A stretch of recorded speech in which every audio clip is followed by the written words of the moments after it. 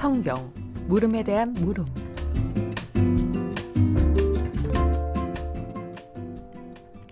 이 코너는 가톨릭 신자들이 신앙생활을 하며 느꼈던 성서적인 물음에 대해서 살펴보고 다시 한번 신자들에게 새로운 신앙적 물음을 던짐으로써 묵상해보는 시간입니다. 신자들의 신앙 길잡이가 돼주실 사목국 부국장 정규현 시몬 신부님과 함께합니다. 신부님 어서 오세요. 네, 안녕하십니까. 반갑습니다. 네, 신부님 한 주간 또 어떻게 지내셨나요? 저는 오늘이 바쁩니다. 오늘이요? 네. 아,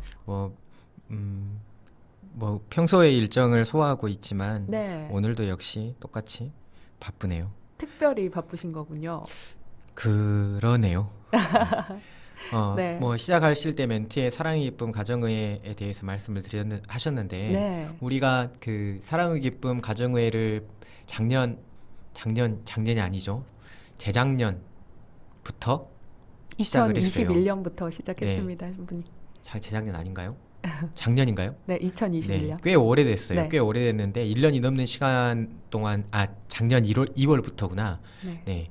꽤 오랜 시간 동안에 하고 있는데 우리가 사실은 2021년에 그 교회에서 보내라고 한 해가 네. 4가지나 돼요. 우리 교관에. 뭐 그 김대건 안드레아 신부님 200주년 비롯해서 특별 네. 정교회도 있고 사랑 기쁨 가정회도 있고 이렇게 4가지나 되는 굉장히 많은 해를 보내는 바람에 네. 묻힌 감이 좀 있어요. 아. 교구안에서는 교구의 가정사목의 방향성과 나아갈 길들에 대해서 네. 스터디하고 그리고 연구하고 그런 방식으로 계속해서 진행을 해왔지만 사실 여러 가지 해가 겹치는 바람에 많이 이렇게 묻혀져 있었던 그런 사랑의 기쁨 가정회가 올해 6월로 끝나게 됩니다. 네. 그래서 공모전 이제 끝마칠 때 공모전을 비롯해서 폐막미사 그리고 네. 지금 가정기도문 발송되어져 있고 이것들을 하고 있는데 네. 많은 신자분들이 우리 가정에 대해서 다시 한번 생각해보고 가정의 성화와 그리고 우리 가정 안에 하느님의 사랑과 은총이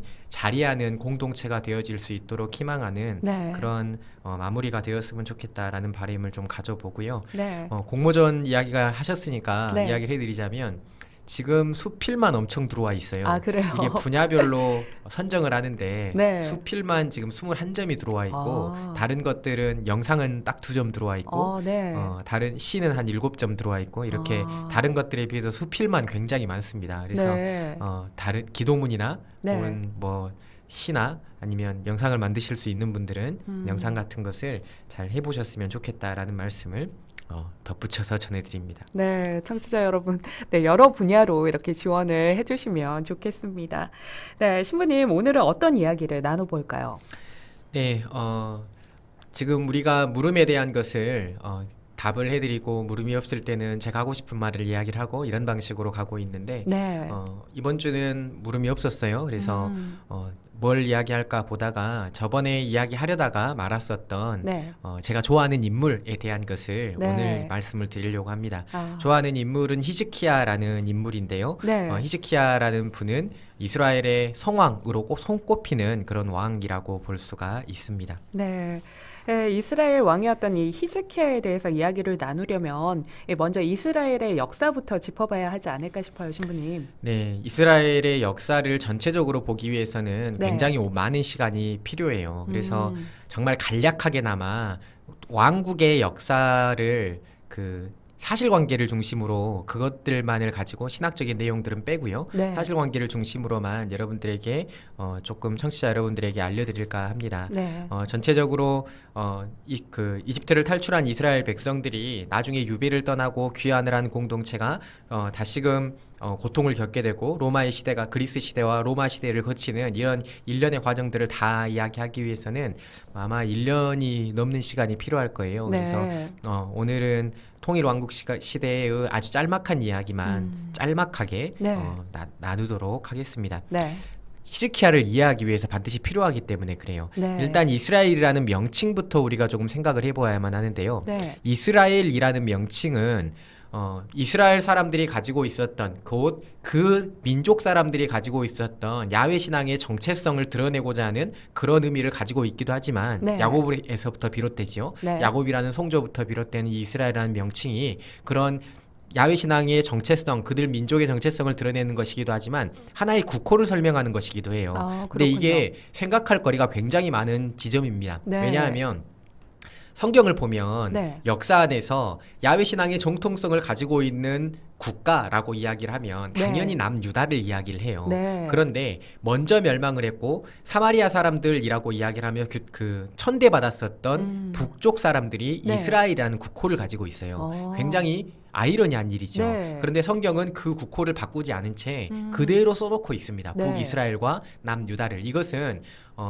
하느님이라는 분의 그 신앙의 보편성과 그리고 구원의 역사 안에서 전달하고 싶은 의미를 생각해 볼 수 있는 아주 중요한 단서가 되어집니다. 네. 이것에 대한 것은 자세하게 이 신학적인 관점에 대해서 이야기하는 것은 추후에 나눌 기회가 있겠다 싶은 생각을 하고요. 네. 어쨌든 간략하게 이스라엘 역사를 정리해 드리자면 네. 사울, 다윗, 솔로몬으로 이어지면서 음. 이스라엘이라는 민족은 국가 공동체를 형성을 하게 됩니다. 그 네. 이전까지만 해도 민족 공동체, 지파 동맹 공동체에 머물러 있었던 이스라엘이라는 하나의 집단이 국가로 형성이 되어지게 된다는 것이지요. 네. 이 국가가 형성이 되어지게 되는 과정도 굉장히 복잡하고 그 안에 담겨져 있는 신학도 굉장히 복잡하지만 네. 일단 사울과 다윗과 솔로몬 시대 때 국가가 형성이 되어졌다라는 것을 꼭 기억하시길 바래요. 네. 근데 우리가 이스라엘이라고 이야기를 하면 네. 어떻게 이 민족이나 국가가 굉장히 오랫동안 지속되어져 있고 그리고 굉장히 지금도 있으니까요. 네. 굉장히 오랫동안 전해져 내려왔었던 이런 공동체이다라고 생각하기가 쉬운데 그렇지가 않아요. 네. 사실 이스라엘이라는 국가가 지속된 것은 굉장히 짧은 시간입니다. 굉장히 짧은 시간 동안에 네. 그들의 민족 공동체가 국가의 형태를 가지고 있었고요. 네. 그리고 나중에는 로마 시대가 지난 이후에는 거의 국가의 명맥을 찾아보기 어려울 정도가 되죠. 네. 어찌됐든 그 가운데에서도 통일 왕국으로 있었던 것은 100년 남짓밖에 되어지지 않습니다. 그렇군요. 사울, 다윗, 솔로몬 시대 이후에는 왕국이 두 개로 분열이 되어지게 되는 거예요. 네. 왕국이 두 개로 분열이 되는데 이 분열이 되게 된 과정도 굉장히 성경은 신학적인 관점 안에서 설명을 해요. 네. 어떤 이유 때문에 하느님의 선택받은 백성이 이 분열의 과정을 겪을 수밖에 없는가라는 것을 하느님과의 관계성의 측면 안에서 신학적으로 풀이를 해나가고 있지만 네. 결과론적으로 현실적인 측면 안에서 이 분열의 과정을 살펴보자면 네. 솔로몬 때문이라고 할 수가 있습니다. 그래요. 네. 솔로몬 하면 그 명판결로 굉장히 유명한 그런 지혜로운 왕으로만 기억하는 분들이 많으실 텐데요. 명성 뒤에는 이면이 존재했을까요? 맞습니다. 네. 그 솔로몬이라는 성왕에서부터 비롯된 것이라고 이야기를 할 수가 있는데 네. 굉장한 성왕에도 불구하고 성경에는 이 솔로몬이라는 왕이 가지고 있었던 과오에 대해서 그대로 실어놓고 있습니다. 그 네. 실어놓고 있는 것도 역시 성경의 역사가 가지고 있는 굉장히 독특한 특징이라고 볼 수가 있는데요. 네. 솔로몬이 가지고 있었던 솔로몬이라는 성왕이 가지고 있었던 그림자는 네. 굉장한 부귀영화를 누렸었던 왕입니다. 네. 외교를 굉장히 잘했었던 것 같아요. 맞아요. 외교를 엄청나게 잘하고 지혜로움을 하느님께 청할 정도로 하느님께 귀의하는 삶을 살았고 하느님께 유착된 삶을 살았지만 성경에는 맨 마지막에 솔로몬이 이방신을 섬기는 삶을 살았다라고 설명을 합니다. 그러면서 네. 어떤 과오를 이야기를 하고 있냐면 네. 솔로몬이 가지고 있었던 과오는 이스라엘의 성경이 설명하는 겁니다. 네. 야훼 신앙이 아닌 다른 이방신이 들어올 수 있도록 허용했었던 왕이라고 볼 수 있고요. 네. 그러니까 이게 외교적인 정책 때문에 그래요. 국가적으로는 굉장히 부귀영화를 누렸고 네. 풍요로웠으며 네. 고대 근동 지방 안에서도 굉장히 강한 국가를 막 형성했었던 것이 솔로몬 시대라고 볼 수가 있어요. 네. 그런데 그 부귀영화의 이면에는 성경이 설명하는 그러니까 신앙적인 것을 빼어놓고 나더라도 네. 엄청나게 많은 문화적인 발전과 꽃피운 경제 활동 이것들이 얼마나 많은 착취로 인해서 비롯되어졌는가라는 것을 볼 수 있는 단서가 존재해요. 그렇군요. 건축 사업을 진행하기 위해서 과도한 노역을 부여했고요. 네. 그리고 국가의 발전을 위해서 많은 세금을 거두어 들였어요. 그런 것 때문에 백성들과 민중들이 겪게 되는 고통은 이루 말할 수 없이 컸다라고 상상을 해볼 수가 있는 그랬을 것이지요. 것 같네요. 이런 모습들 때문에 솔로몬 이후에 왕국이 두 개로 분열되게 되는 것입니다. 네. 성경은 이 과정을 어떻게 설명을 하고 있냐면 네. 아이야라는 예언자가 예로보암한테 찾아와요. 예로보암은 네. 어떤 인물이냐면 솔로몬이 했었던 공사를 진행하는 공사감독관이었습니다. 그러니까 네. 총책임자였던 것이죠. 아이야 예언자가 이 예로보암에게 와서 10지파를 규합해서 나라를 하나를 건설하게 될 것이다라고 예언을 해요. 네. 그 이야기를 솔로몬이 듣고 예로보암을 죽이려고 합니다. 아. 그러니까 예로보암이 도망을 가요. 네. 이집트로 도망을 간 이후에 네. 솔로몬이 죽었다라는 소식을 전해 듣고 예로보암이 다시금 이스라엘 땅으로 돌아오게 됩니다. 그리고 네. 나서 열 지파를 규합해서 북이스라엘이라는 국가를 만들게 되는데 네. 북이스라엘은 국가를 만들기 전에 이 예로보암이 솔로몬의 뒤를 이어서 왕이 된 르하보암에게 한 가지 요청을 해요. 네. 네 아버지가 우리에게 주었었던 멍에를 네 아버지가 우리에게 주었었던 이 과도한 힘겨움들을 거두어 달라라고 요청을 합니다. 네. 곧 본인들이 느끼고 있는 민중들이 그 왕에게 요구할 수 있는 충분한 그런 고민들과 어려움이라는 상상을 해볼 수가 있지요. 네. 그런 이야기를 그 르하보암에게 요구를 하지만 르하보암은 이것을 단호하게 거절합니다. 내 새끼손가락이 내 아버지의 허리보다 굵습니다라고 대답을 해요. 국소라고 대답을 해요. 이것은 네. 나는 오히려 내 아버지보다 너희들에게 더 많은 과역을 주겠다, 더 많은 노동을 주겠다, 더 네. 많은 세금을 걷겠다라고 대답한 것과 같은 말이 되는 것이지요. 그렇군요. 이 말을 듣고 예로보암은 열 지파를 규합해서 네. 북이스라엘이라는 국가를 건설하게 되고 남쪽에 유다와 베냐민 지파 두 개만을 가지고 남유다라는 국가가 형성이 되어지게 되며 네. 이 둘 가운데에서 어느 나라가 정통성을 가지고 있었냐라고 물으면 네. 당연히 남유다입니다. 왜요? 더 오래 살아남았기 때문에 그렇습니다. 그렇군요. 또한 성경은 남유다가 다윗의 정통성, 다윗의 적통을 잇고 있는 국가다라고 설명을 해요. 네. 그렇게 두 나라로 갈려진 채 역사가 진행이 되어지게 되는데 네. 성경에는 북이스라엘을 굉장히 천대하는 경향이 있어요. 성경은 북쪽과 남쪽에 갈려진 이후에 네. 북이스라엘과 남유다의 역사를 각기 기록을 하게 되는데 네. 각기 다른 형태로 야훼 신앙이 발전하게 되고 네. 각기 다른 형태로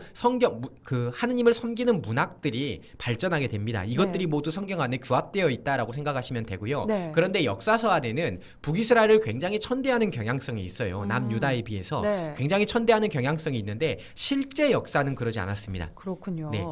실제 역사는 북이스라엘과 남유다가 굉장히 성경이 설명하고 있는 것과는 조금 다르게 훨씬 더 강대한 면모를 보였었던 것이 북이스라엘이었다라고 생각하면 됩니다. 네. 그런데 신부님, 북왕국이 남왕국에 비해서 훨씬 더 풍요롭고 강대했는데요. 그 남왕국에 비해서 오래 살아남지 못했나요? 네, 그렇죠.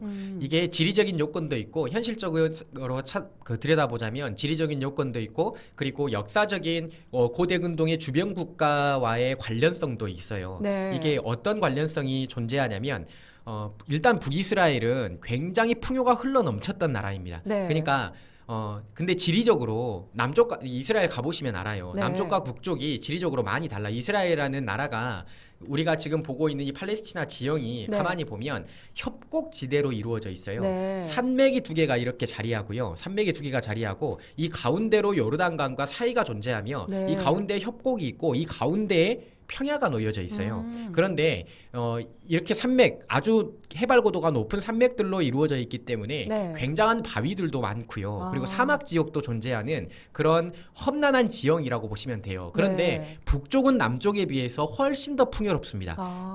그도 그럴 것이 중요한 강인 그 티그리스 강과 유프라테스 강과 훨씬 더 가까우며 네. 그 강의 지류들이 흘러드는 것이 북쪽이 훨씬 더 많다는 것이지요. 네. 그리고 북쪽은 해발 고도가 높다라고 할지라도 그 높은 지역 안에서도 평야가 많이 존재하는 곳이 북쪽이에요. 네. 그래서 이 지형적으로도 북쪽 공동체가 네. 훨씬 더 많은 그 풍요를 누릴 수밖에 없는 형국이었고요. 네. 나라도 훨씬 더 컸고요. 네. 그리고 북쪽은 그러니까 상상을 해보시면 알겠지만 네. 국가가 어려움에 처할 때 내부적으로 혼란을 겪을 때 바깥에 적을 두면 네. 굉장히 규합되는 경향성들이 많죠. 네. 근데 북쪽 국가가 북이스라엘이 그런 경향이 있었습니다. 북쪽은요. 네. 인접한 국가가 굉장히 강한 나라가 많았어요. 주변에. 네. 그렇기 때문에 군사적으로도 강해질 수밖에 없었고 굉장히 풍요도 군사력과 비례하게 굉장히 많은 그 강대함을 누렸었던 국가였다라고 생각하시면 된다는 것이죠. 네. 이렇게 부와 평화, 안정이 흘러 넘쳤던 이 북왕국은 어떻게 멸망하게 됐나요? 네. 북왕국이 멸망하는 배경을 그 북왕국에 대한 배경도 더 자세하게 설명을 해야 되지만 네. 우리가 시간이 없기 때문에 배경을 간단하게 네. 이야기를 하자면 북왕국에 대한 것은 이렇게 보면 돼요. 기원전 8세기에 예로보암 2세가 다스릴 때 네. 북왕국은 엄청난 부가 흘러넘쳤습니다. 그도 그럴 것이 음. 외세에 강한 나라가 없었어요. 네. 그 당시에는 왜 외세에 강한 나라가 없었냐면 아시리아라는 나라가 그 음. 주변국의 가운데에서 북이스라엘과 인접한 국가들 가운데에서 가장 강한 나라 중에 하나였습니다. 가장 강한 나라 중에 하나였는데 네. 아단 니나리라는 왕이 죽은 이후에 이 아시리아라는 나라의 세가 엄청나게 약해져요. 그 그렇군요. 후계자들 두 명의 왕이 지나는 동안에 아시리아의 세가 엄청나게 약해지고 그 약해진 바람에 그 북이스라엘은 훨씬 더 평화와 안정을 겪을 수 있었으며 네. 이 평화와 안정 그의 동안에 북이스라엘은 엄청난 풍요가 흘러넘쳤습니다. 근데 네. 그 엄청난 풍요가 흘러넘치는 동안 그 안에서 자행되었었던 어려움들도 역시 존재했어요. 네. 뭐 우리가 아모스서, 호세아서라고 부르는 이 문서 예언자들이 활동했었던 시기이며 북이스라엘에서 네. 이 문서 예언자들이 지적하는 것을 보면 안정과 평화와 부와 그리고 강대함이 있는 만큼 부자들은 더 부자가 되었고 네. 가난한 사람들은 계속해서 착취를 받았으며 대표적인 구절로 그 사람이 네. 신발 한 켤레 값으로 팔리는 그런 아. 형태의 형국들이 벌어졌었던 네. 그런 모습들이 북이스라엘에서 자행되었고요. 네. 그 예로보암 2세가 제위하고 있었을 동안에 엄청나게 강하고 이 풍요로움을 누렸었던 북이스라엘이 이제 주변 정세 가운데에서 아시리아가 그 세가 약해졌었던 두 왕이 지난 이후에 네. 뭐 이름은 말씀드리지 않겠지만 티글라필레세르라는 왕이 즉위를 한 이후 네. 엄청나게 강대한 나라로 변모가 되어지게 돼요. 아. 군사력으로도 엄청나게 강대해지고 네. 그런 거 있잖아요. 아까 전에도 말씀드렸지만 외부에 적을 두어야 내부적으로 결속이 되어진다라는 것처럼 네. 이 티글라필레세르는 엄청나게 많은 정복 전쟁을 하기 시작합니다. 그 정복 전쟁의 영향력이 이 팔레스티나 지방까지 미치게 되고요. 네. 이때 북이스라엘이 멸망을 하게 되는 것이에요. 네. 근데 북이스라엘이 멸망하는 과정을 보면 정말로 흥미로워요. 얼마나 흥미롭냐면 네. 북이스라엘은 사실 고대 운동에 있는 나라 가운데에서 군소 국가들 가운데에서 대표 나라다라고 할 수 있을 정도로 군사력이 강했어요. 네, 그렇군요. 군사력이 강했기 때문에 북이스라엘은 이 티글라필레세르가 이 정복 전쟁을 할 무렵에 그 주변에 있는 군소 국가들을 규합해서 네. 동맹을 만듭니다. 이 아. 아시리아에 대항하기 위한 동맹을 만들었다는 거예요. 네. 이걸 시로 에프라임 동맹이라고 이야기를 합니다. 네. 시리아와 북이스라엘이 가장 대표적인 국가였기 때문에 시로 네. 에프라임 동맹이라는 동맹을 만들게 되는데 네. 이 동맹을 만든 이후에 대항을 하고자 하면서 이 남유다에게도 우리 동맹에 참여해라라고 요청을 하게 돼요. 네. 이 남유다에게도 우리 동맹에 참여해라라고 요청을 하는데 남유다가 이것을 거부합니다. 아. 남유다가 요아즈라는 왕이었고요. 이게 네. 히즈키야라는 왕의 아버지입니다. 네. 요아즈라는 왕이었고 남유다는 이것을 거부를 하게 되자 시로 에프라임 동맹은 이것에 대해서 먼저 응징을 해야만 한다라고 생각을 하게 돼요. 네. 먼저 응징을 해야만 한다라고 생각을 했기 때문에 남쪽으로 먼저 쳐들어오게 됩니다. 남쪽으로 먼저 쳐들어오게 되고 네. 남쪽으로 먼저 쳐들어왔을 때 이 예루살렘이 함락될 위기에 처한 이 요아즈가 했었던 선택은 네. 우리가 옛날에 그거 생각해 보시면 돼요. 신라가 삼국을 통일하기 위해서 어느 나라하고 손을 잡죠? 당나라하고 손을 잡잖아요. 네. 당나라하고 손을 잡는 것처럼 이 요아즈는 아시리아의 원군을 청해요. 그래서 아시리아가 그 예루살렘이 함락되기 직전 그 요아즈 때 시로 에프라임 동맹이 그 남쪽으로 쳐들어오게 되었을 때 그때 네. 사마리아로 침공을 하게 되는 것이지요. 네. 이런 과정을 통해서 사마리아가 함락이 되어지고 그 북이스라엘이 멸망하는 과정을 겪게 네. 됩니다. 요아즈는 그렇게 아시리아와 손을 잡고 아시리아에게 요청을 해서 그렇게 나라가 존속되었기 때문에 그 다음의 일은 불보듯 뻔하게 되죠. 네. 엄청난 조공을 아시리아에 바쳤고요. 네. 이 조공을 바치기 위해서 남유다에서 자행되었었던 일들은 언제나 가난한 사람들이 피해를 받는 것들이었어요. 네. 민중들에게 착취를 했고 노동력들을 언제나 거두어 들였으며 네. 곡물이든 무엇이든 엄청난 것들을 새로 거두었어요. 더군다나 성전에 있는 기물마저 아시리아의 곡물로 맞추게 되는 그러한 그 형국을 살아갔었던 것이 남유다의 상황이었던 것이죠. 네. 이런 상황에서 히즈키야라는 왕이 즉위를 하게 되는 것입니다. 네. 이런 상황에서. 드디어 신부님께서 좋아하시는 인물인 이 히즈키야가 등장하게 되는군요. 네. 그런데 히즈키야의 아버지인 아하즈는 왜 아시리아에 대항하자는 제안을 거부했나요? 그것은 제가 정확하게 알지는 못하겠어요. 네. 사실은 남유다의 상황은요, 굉장히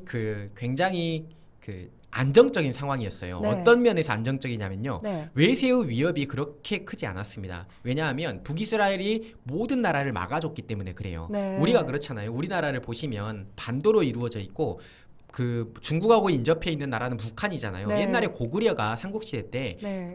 그 북쪽에 있는 이민족들의 침략을 다 막아줬던 것처럼 네. 이 남쪽에 있는 백제와 신라는 서로만 견제하면 되었던 것처럼 네. 북이스라엘과 남유다의 상황도 비슷했다라고 생각하시면 돼요. 네. 남유다의 입장에서는 왼쪽 아래에 있는 이 이집트만 견제하면 됐습니다. 네. 북이스라엘의 나머지는 막아줬기 때문에 아, 그렇다는 것이죠. 네. 그래서 북이스라엘은 이 군사적인 위협에 대해서 아시리아라는 국가가 가지고 있었던 강대함과 정복 전쟁에 대해서 크게 와닿지 않았을 수도 있어요. 네. 또한 요 아하즈의 입장 안에서는 본인들이 가지고 있었던 군사력이 그렇게 크지도 않다라는 것을 알고 있었을 것이고 네. 굳이 우리까지 참여해야만 해야 되나라는 의문도 가질 수 있었을 것이고 그 외에도 네. 굉장히 정치적으로 많은 생각들을 해볼 수가 있게 되는 과정이 있겠지만 네. 요 아하즈는 분명하게 참석하지 않았고 그것 때문에 북이스라엘이 뭐 그것 때문만은 아니겠지만 북이스라엘이 멸망해야 되는데 한 몫을 담당하게 되는 역할을 하게 되는 것이죠. 네. 어찌됐든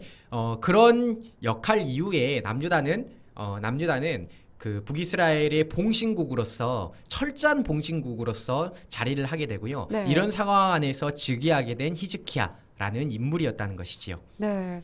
그 우여곡절 끝에 이 왕위에 오른 히즈키야 왕은 어떤 인물이었나요, 신부님? 히즈키야는 굉장한 왕이었습니다. 굉장한 인물이었어요. 그렇게 평가할 수밖에 없는 것이 네. 아버지인 요아하즈하고는 다르게 친아시리아 정책을 펼치지 않았습니다. 얼마 되지 않아요. 아버지인 요아하즈와는 다르게 네. 친아시리아 정책을 펼치지 않고 국고가 바닥나고 성전의 기물들마저 아시리아에 바쳐야만 하는 그런 상황 안에서도 네. 하느님만을 섬기고 아시리아에 대항하는 왕이었습니다. 네. 곧 성경을 기반으로 하느님의 말씀을 기반으로 율법을 기반으로 자신이 다스리고 있었던 나라를 개혁하고자 했고 네. 자신의 나라 안에서 자행되고 있었던 수없이 많은 악행들이 잘못되어지고 있다라는 것을 네. 깨우치고 그 잘못됨을 교정하기 위해서 노력했었던 왕이라고 보시면 된다는 것이죠. 네. 내가 제위하고 있었던 기간 동안에 사마리아가 완전하게 함락되고 네. 북이스라엘의 멸망을 지켜봐야만 했으며 그리고 신명기 신학은 그것을 하느님과 함께함을 잊어버린 역사 때문이다라고 지적을 하고 있는 그 시점에 이 히즈키야라는 왕은 종교를 개혁하고 국가를 개혁하며 네. 우리가 하느님을 기반으로 하느님께 대한 우리 민족의 정체성대로 네. 하느님만을 섬기는 국가로서 거듭날 수 있도록 노력을 하며 우리나라를 바꾸기 위해서 그토록 절실하게 노력했었던 인물이 히즈키야라는 왕이었다는 것이죠. 네. 물론 정치적인 셈은 있을 것입니다. 정치적인 셈은 있었을 것이지만 히즈키야는 하느님만을 섬기는 왕으로서 역할에 충실하고 있다는 것이지요. 네. 열왕기에 설명하고 있는 열왕기 하공에 설명하고 있는 히즈키야에 대한 그 구절은 역시 짤막해요. 왜냐하면 어떤 왕에 대한 삶을 아주 구체적으로 전부 다 길게 나열할 수가 없습니다. 우리는 성경 안에서 어떤 왕의 삶에 대해서 그의 정세에 대해서 자세하게 볼 수 있는 것은 사울도 뭐 물론 있지만 네. 사울은 다윗과 관련되어져 있고요. 다윗과 솔로몬이 거의 유일하다고 보시면 돼요. 네. 짤막하긴 하지만 그 짤막함 속에서도 하느님을 섬기는 왕이었다라는 것을 분명하게 드러내는 그런 모습을 보여주고 있죠. 네. 지난번에 구리뱀에 대한 해석을 해드릴 때 네. 뭐 열왕기 학원에 나와 있는 구리뱀에 대한 산당을 전부 불살라버리고 없애버렸다라는 말씀을 드린 적이 있는데 네. 그 말이 히즈키야 왕이 제위하고 있을 때 했었던 개혁 가운데 벌어졌었던 그런 일이었다라고 말씀을 드립니다. 네. 어쨌든 남유다는 이 히즈키야 시대 때 히즈키야는 하느님께 끊임없이 기도를 하고 네. 하느님께서는 히즈키야의 기도에 응답을 하게 되며 사네립이라는 아시리아의 왕이 실제로 히즈키야가 제위하고 있을 때 암살을 당하게 되는 그런 사건도 벌어지게 되지요. 네. 그렇지만 히즈키야라는 왕이 개혁에 성공했냐라고 물어보면 역사적인 평가는 그렇지 못하다라고 이야기를 합니다. 네, 그렇군요. 네, 히즈키야는 아시리아의 세가 완전히 약해지기 이전에 굉장히 힘든 삶 가운데에서도 국가를 위해서, 사람들을 위해서, 그리고 하느님의 백성을 위해서 이 백성들이 하느님과 함께 살아가기를 바라는 마음으로 그런 정향성을 가지고 이 백성들의 변화를 위해 노력했었던 왕이었다라고 말씀을 드릴 수가 있습니다. 네. 신부님, 오늘은 성경 속에 나오는 인물 중에서 이스라엘 왕이었던 히즈키야에 대해서 이야기를 나눴는데요. 예, 끝으로 오늘 나눈 이야기를 통해 신자들이 생각해 봤으면 하는 내용이 있다면 말씀해 주세요. 예, 사실 제가 히즈키야라는 인물을 좋아하는 이유가 이런 것이에요. 왕이라는 사람은 네. 뭐 우리 정치인들도 마찬가지겠지만 네. 주변 사람들이 겪고 있는 고통에 굳이 민감할 필요가 없어요. 네. 굳이 그런 고통들에 민감할 필요가 없는 이유가 나는 평온할 수 있기 때문에 그렇습니다.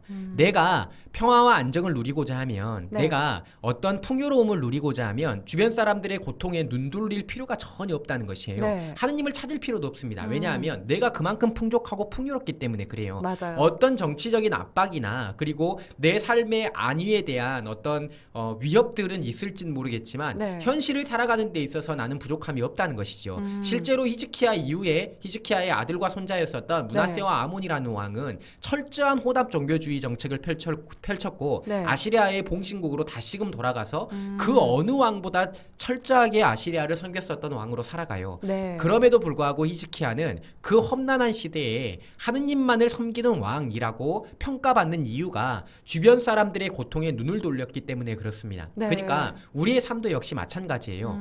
굳이 내 삶에 위기가 찾아오지 않으면 나는 굳이 어떤 손을 들면서 하느님을 위해서 어떤 것을 해야만 하겠다라는 생각을 갖지 않는다는 것이지요. 맞아요. 사제의 삶도 역시 마찬가지입니다. 사제의 삶도 그냥 안정을 누리고자 하면 내 개인 시간과 내 개인적인 시간만을 즐기는 그런 삶을 원하고자 하면 네. 충분히 그런 삶을 살아갈 수 있다는 것이지요. 그럼에도 불구하고 히즈키야는 그렇게 살아가지 않았다는 것이지요. 네. 내 옆에 있는 사람들에게서 눈을 돌리지 않았으며 네. 하느님을 섬겼기 때문에 하느님을 언제나 생각을 했고 내가 하느님으로 비롯된 하느님 백성 공동체의 왕이라는 것을, 그 임금이라는 것을 자각하고 있었기 때문에 네. 그 백성들을 위해서, 하느님의 백성의 공동체를 만들기 위해서 그 야훼 신앙 공동체를 위해서 내 삶의 모든 것을 투신할 수 있었던 왕이었고, 네. 자신을 깎아내는 그런 삶의 모습들이 나를 비참하게 만들기도 했고 네. 개혁에 성공하지 못한다는 평가를 받게 만들 정도로 어려움을 겪었었던 왕이었지만 네. 그럼에도 불구하고 하느님을 위해서 자신의 삶을 내어던질 수 있었던 그런 왕이었기에